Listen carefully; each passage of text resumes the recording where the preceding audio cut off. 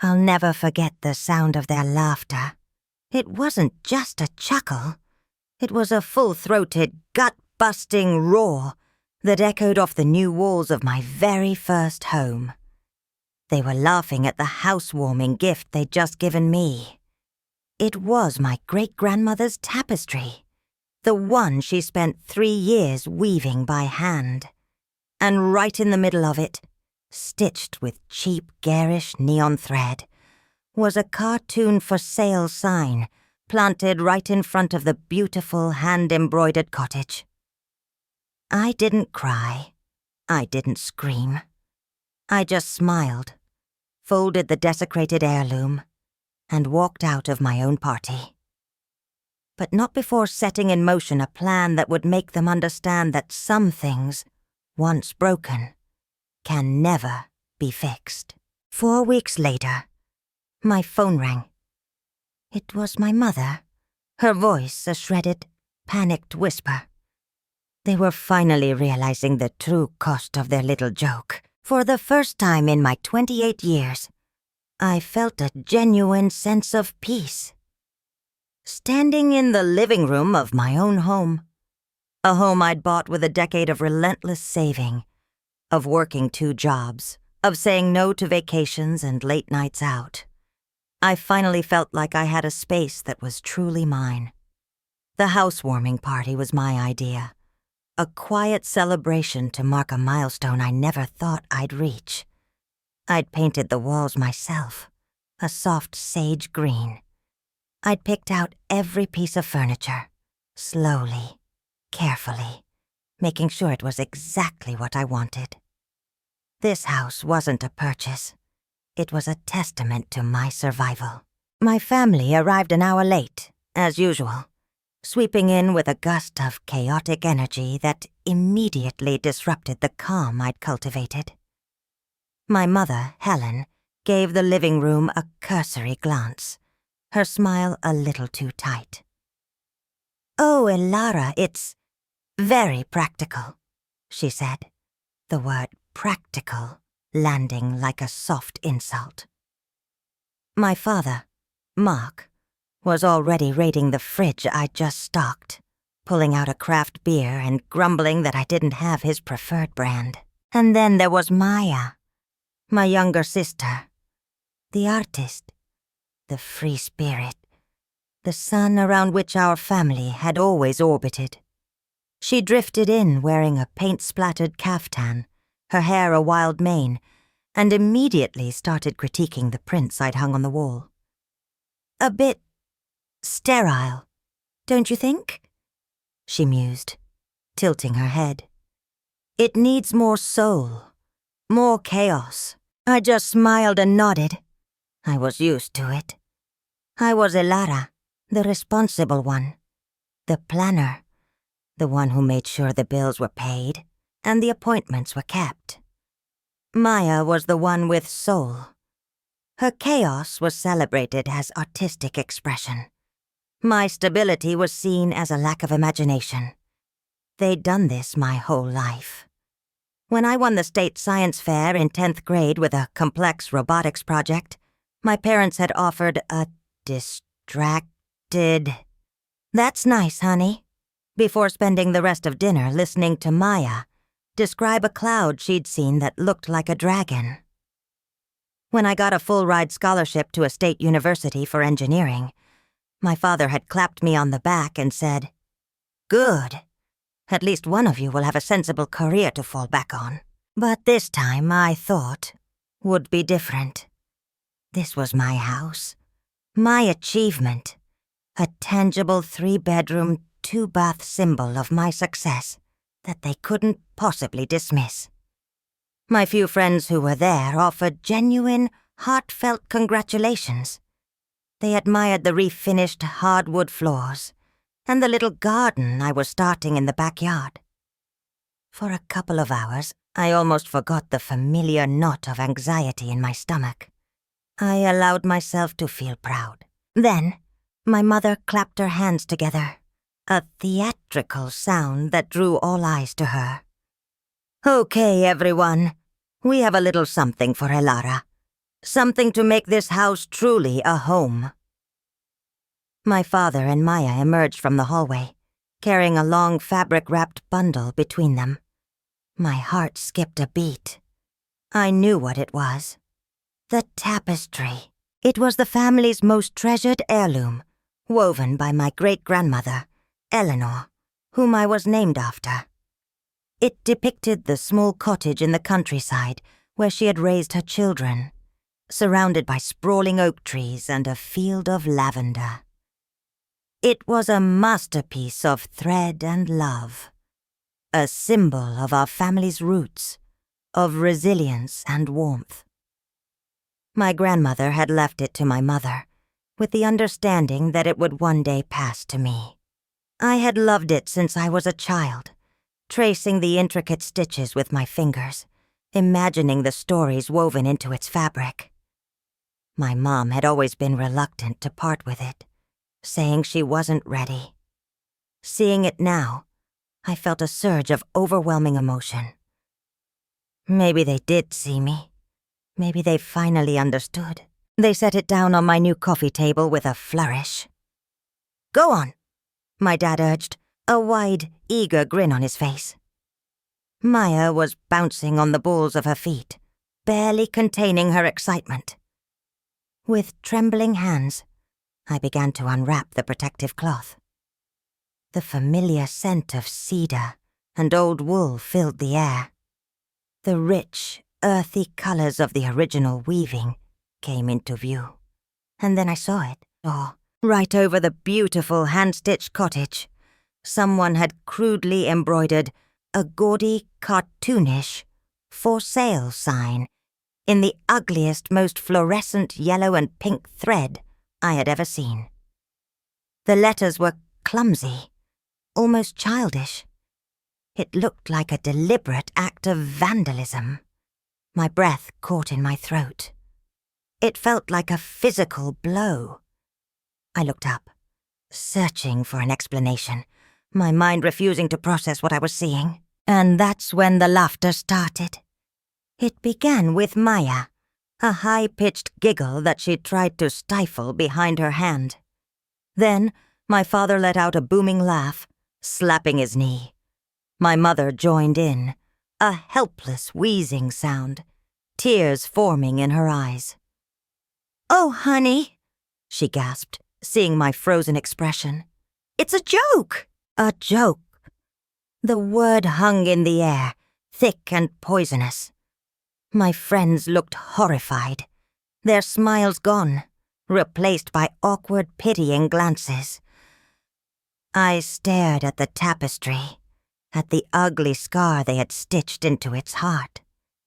It wasn't just thread. It was a message. This is what we think of you. This is what we think of your sensible, practical life. You're not a homemaker. You're a real estate investor. You have no soul. We thought it was perfect for you, Maya chirped, finally catching her breath. The little businesswoman, always thinking about the next investment, the resale value. My father nodded in agreement. You gotta admit, Delara, it's pretty clever. Something inside me didn't break. It solidified.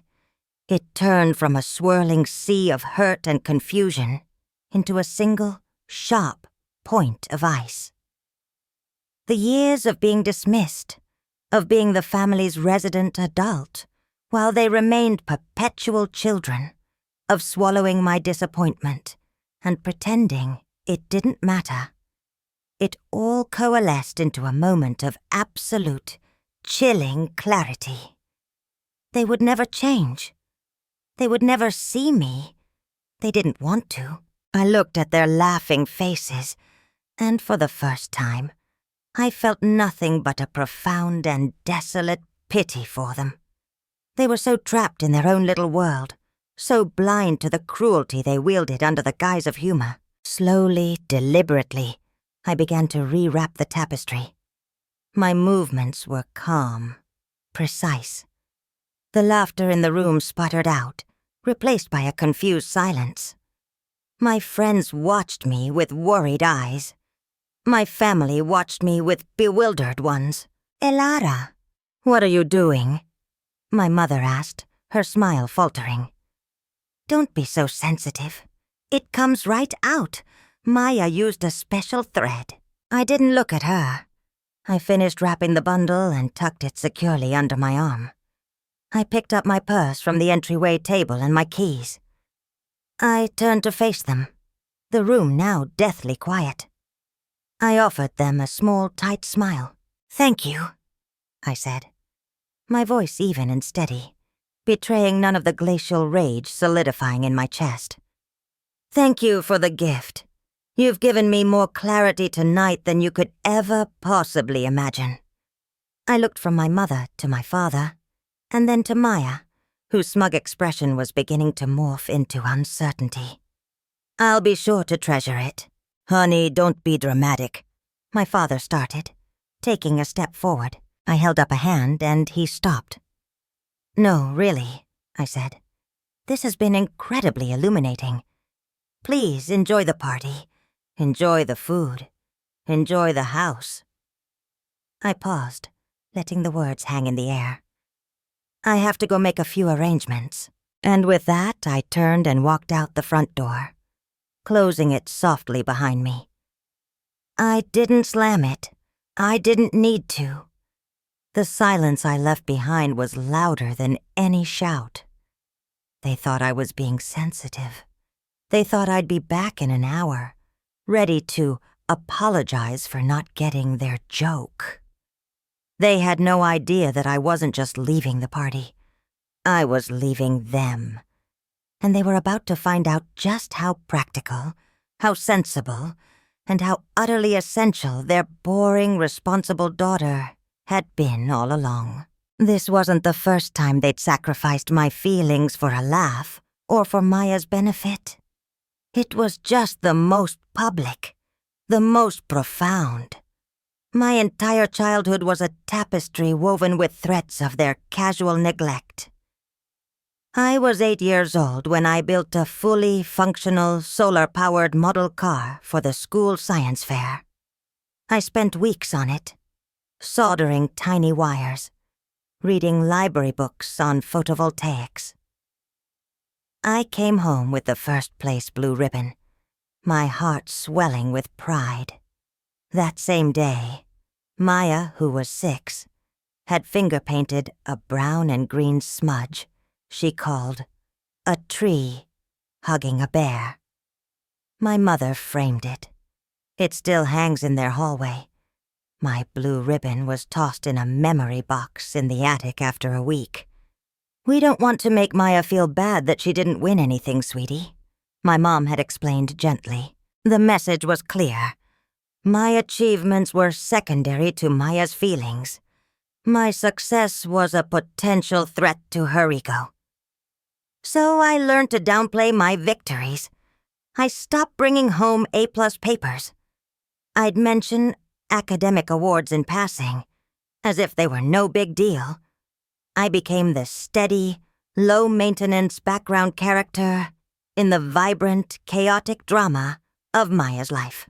When I was 16, I saved up for a year from my part-time job at a bookstore to buy my first real camera.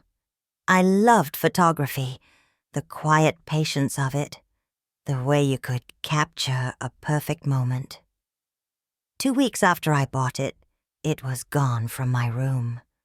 I found it in Maya's closet, broken.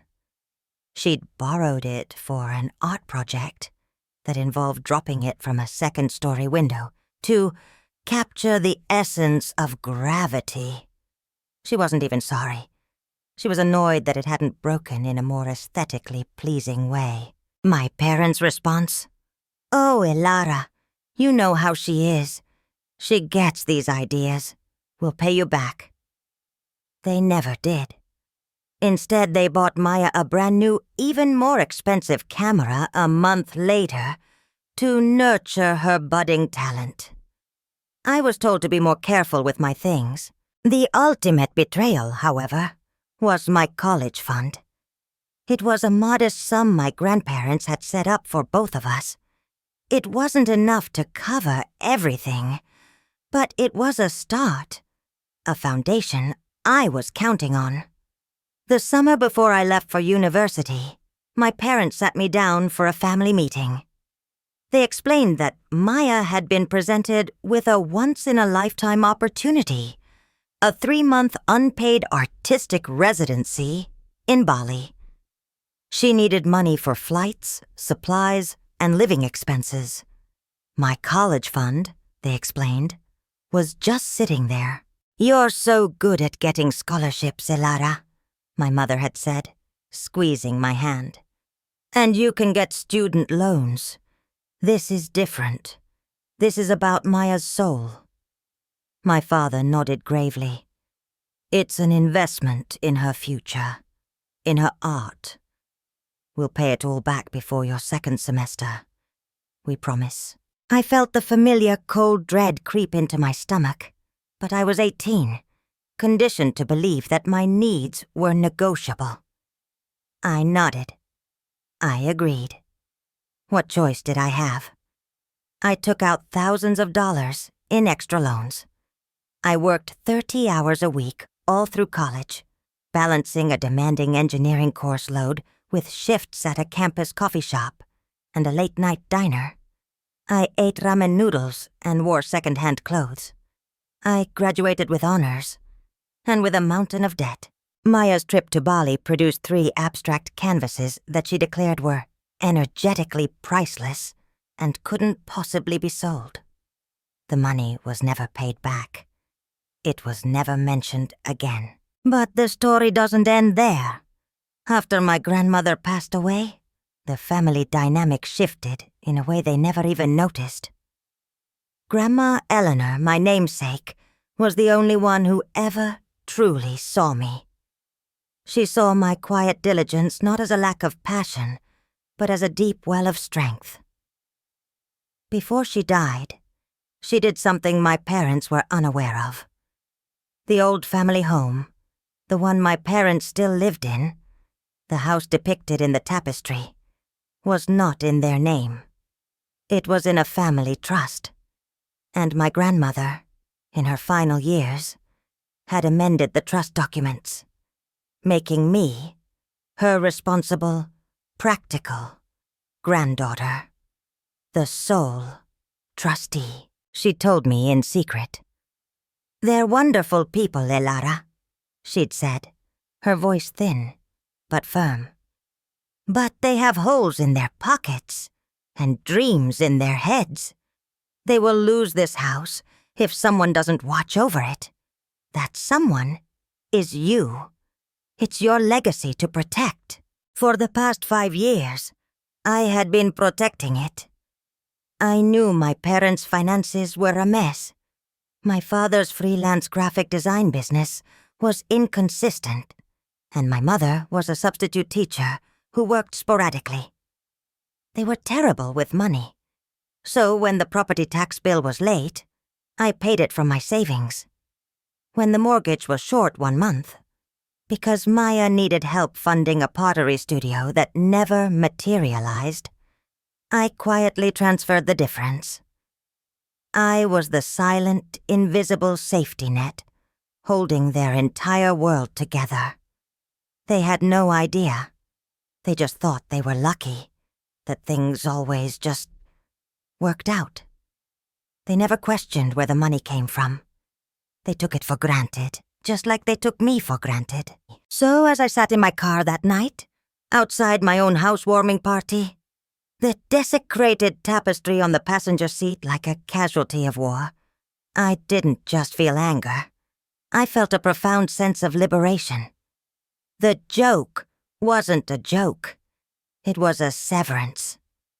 They had finally cut the last thread of obligation that tied me to them. I pulled out my phone. I didn't call a friend to vent. I didn't post an angry rant on social media.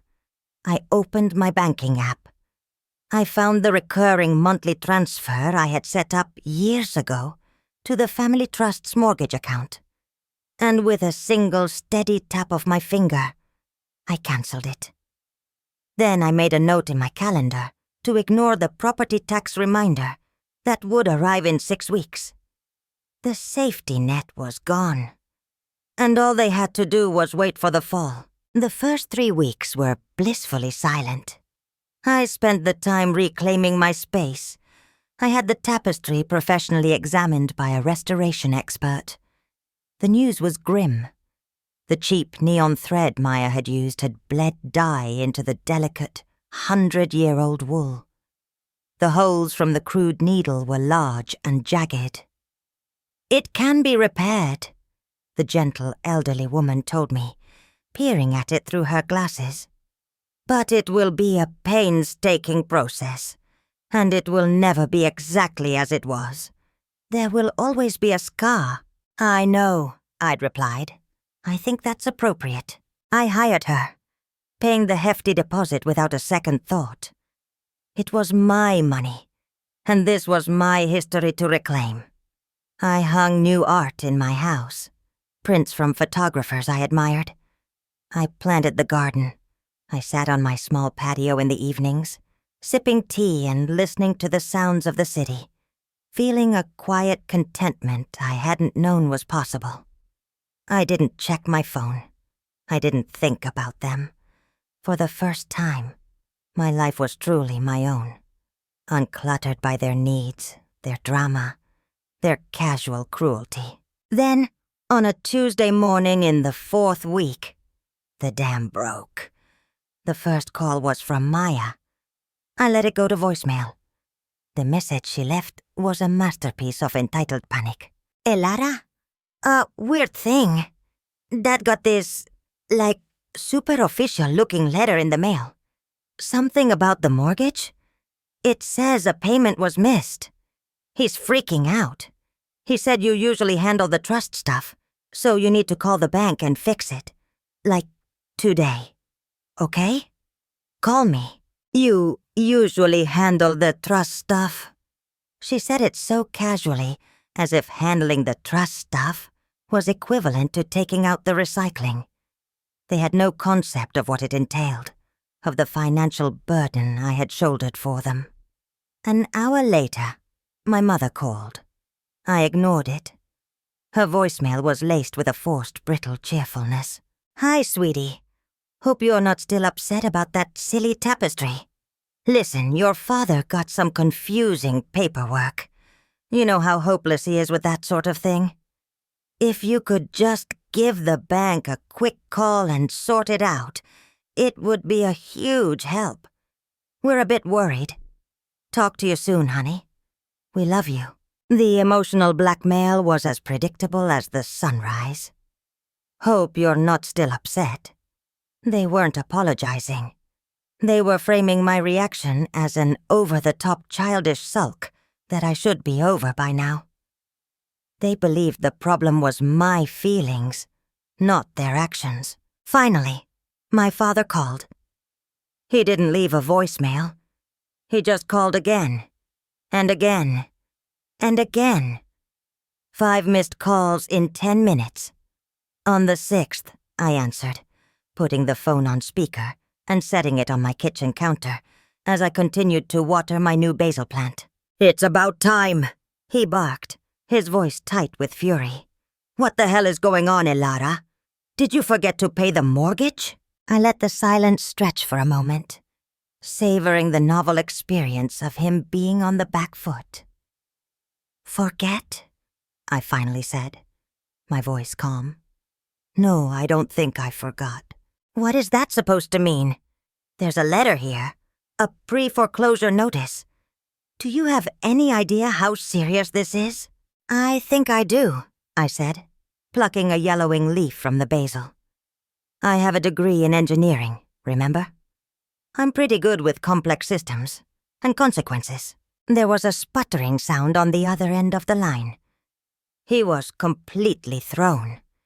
He was used to me being conciliatory, apologetic even when I hadn't done anything wrong. He was not prepared for this cold, detached stranger.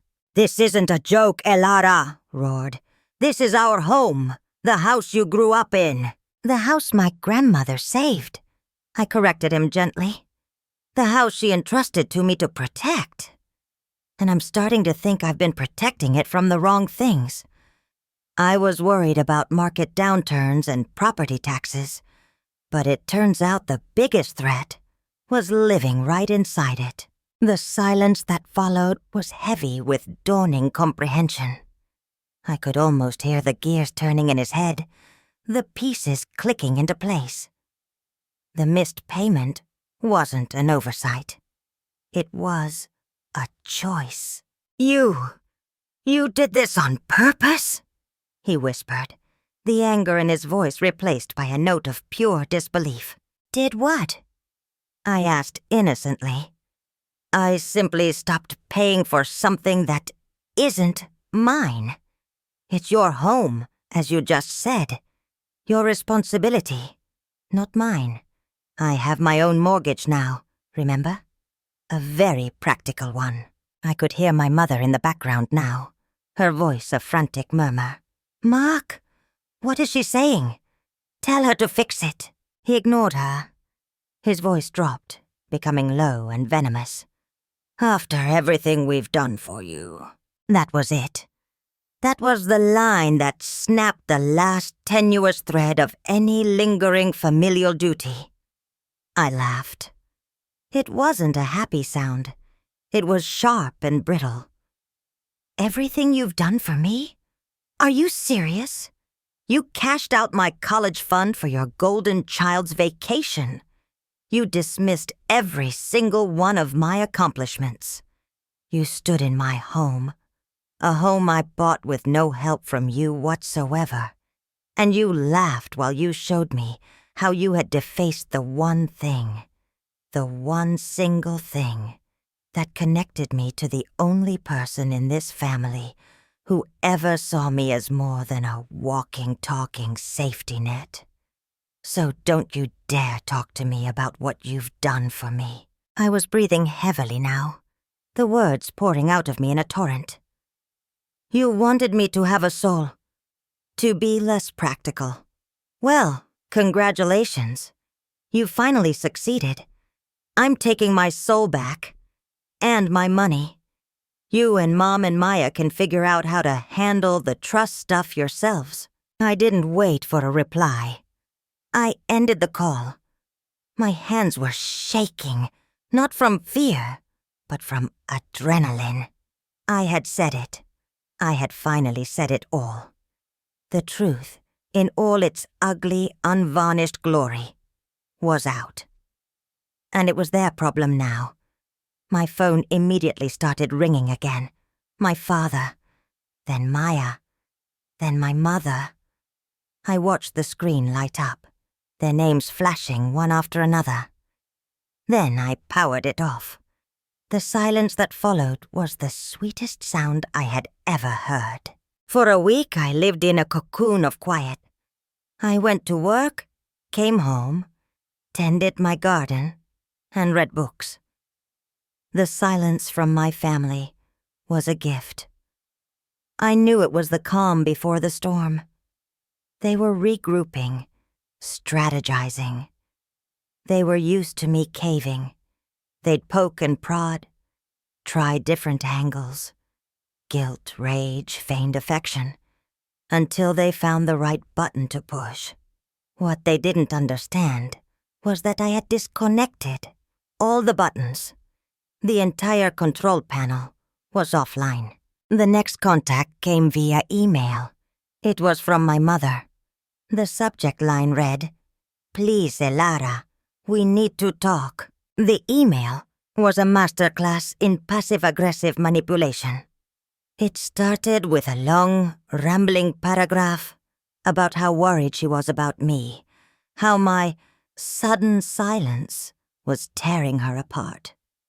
She mentioned how Maya was deeply hurt by my reaction to her playful gesture. She never once used the word sorry. She didn't acknowledge their actions, only my reaction to them. The core of the email was about the house. They had spoken to the bank. They now understood the gravity of the situation. They were 2 months away from the bank starting official foreclosure proceedings. "Your father and I don't have that kind of money, Elara," she wrote. "We just don't. You know that. We always assumed we had a safety net." There it was, the quiet admission. They knew on some level that they were being protected. They just never bothered to ask by whom or at what cost. "This house is our history," she continued. "It's Maya's inspiration. Her studio is in the basement. If we lose this house, we lose everything. We lose our heritage. Our heritage. The same heritage they'd literally defaced and laughed at in my living room. The hypocrisy was so staggering, it was almost sublime. The email ended with a plea. "You are the trustee. It's your responsibility to protect the family's assets. That's what your grandmother wanted. Please just reinstate the payments. We can talk everything else out later. Family is more important than money." I read the email 3 times, a cold, analytical calm settling over me. Every sentence was designed to shift the blame, to reposition me as the villain and them as the victims. It was breathtaking in its audacity. I thought about my reply for a long time. I could have listed every grievance, every slight, every dollar I'd spent propping them up. But I realized it would be pointless. They weren't capable of hearing it. Their reality was built on a foundation of their own blamelessness. So I kept it simple. I wrote back 5 short sentences. "You are correct. Grandma made me the trustee to protect her legacy. The tapestry was her legacy. The house was her legacy. You desecrated one to laugh at me. Now you are losing the other. This is not my doing. It is the natural consequence of your own actions." I hit send.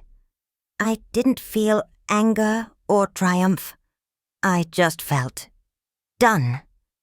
The endless cycle of hope and disappointment was finally over. I had stated the plain, unassailable truth. What they did with it was up to them. 2 days later, a new email arrived. This one was from Maya. It was short and filled with typos, clearly written in a rage. "You are a bitter, jealous monster. You've always been jealous of me, of my talent, of the fact that Mom and Dad love me more. You think you're so much better than us with your stupid practical house and your boring job? Well, you've ruined everything. I hope you're happy being alone for the rest of your life. You deserve it." I read her words, and for the first time, I saw her not as a rival or a burden, but as a deeply insecure person who had built her entire identity on being the special one. My success wasn't an inspiration to her. It was a threat. My independence wasn't something to celebrate. It was an indictment of her own dependence. She needed me to be the boring, stable one so she could be the exciting, chaotic one. By refusing to play my part, I had shattered her sense of self. I deleted her email without a reply. There was nothing to say. Her version of reality was impenetrable. The final call came a month after that. By then, the second foreclosure notice had arrived. The clock was ticking loudly. It was my father. His tone was completely different. The anger was gone, replaced by a hollow, defeated weariness. "Elara," he said, his voice raspy. "We went to the bank. We tried to refinance. Our credit, it's not good. We don't have the assets. They won't give us a loan." "I see," I said. He was quiet for a long moment. I could hear him breathing. A ragged sound. "We're going to have to sell," he finally admitted. "The bank said if we list it now, we might be able to sell it before they foreclose. We might even walk away with a little bit of money." He paused, instead of just losing it. That sounds like a practical solution, I said, the words tasting like ash in my mouth. He let out a short, harsh sound that might have been a laugh. Yeah, practical. Another pause. Your mother, she's not taking it well. She just sits in the living room, staring at the empty wall where the tapestry used to hang. My heart gave a small, painful throb, but I stamped it out. This was not my guilt to carry. The realtor is coming tomorrow, he said. We have to sign some papers. As the trustee, you'll have to sign them too. Send them to my lawyer, I said flatly. I'll have her look them over. Elara, please. His voice cracked. Can't you just stop this? I'm asking you. I'm sorry, okay? For the tapestry. It was a stupid, horrible joke. We're sorry. The apology, when it finally came, was a month too late and a lifetime short. It wasn't born of remorse. It was born of desperation.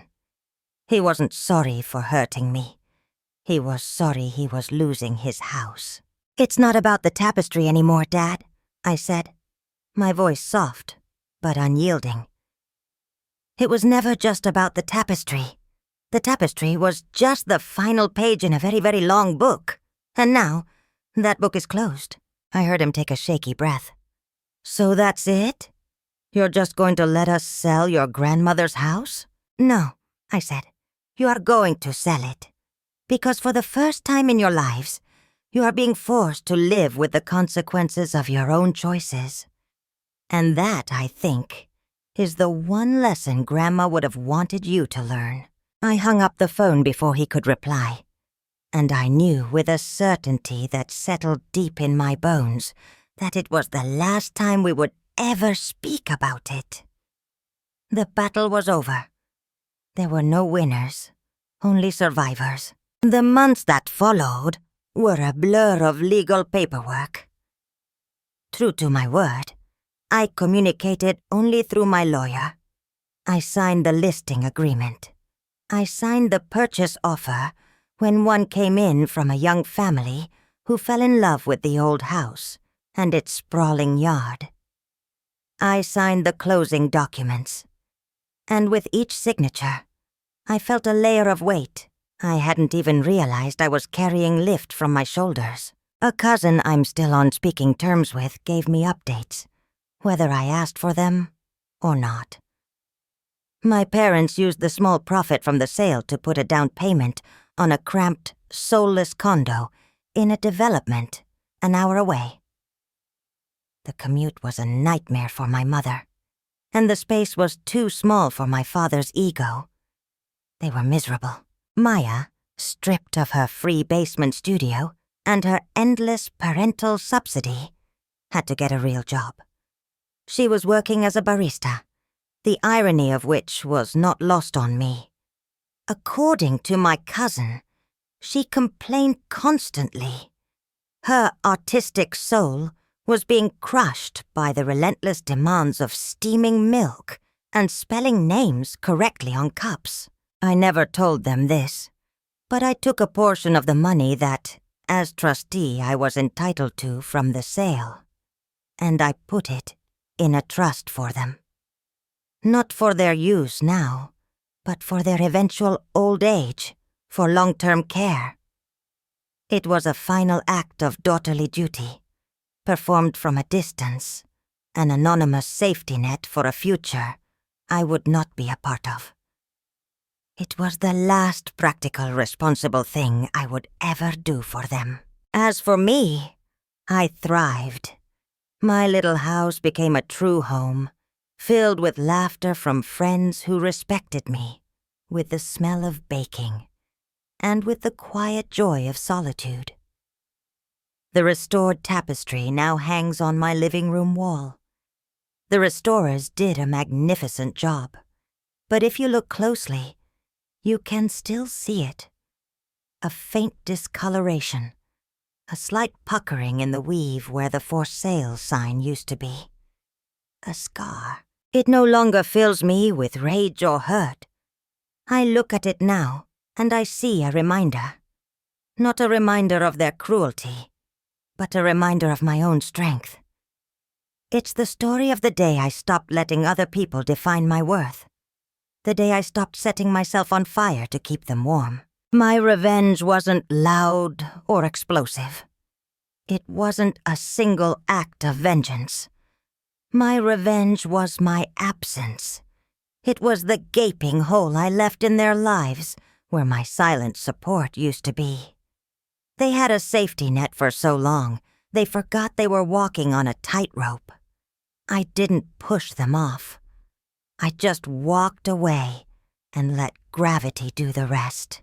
And in the quiet moments, I realized the most important thing I ever built wasn't a robotics project or a career.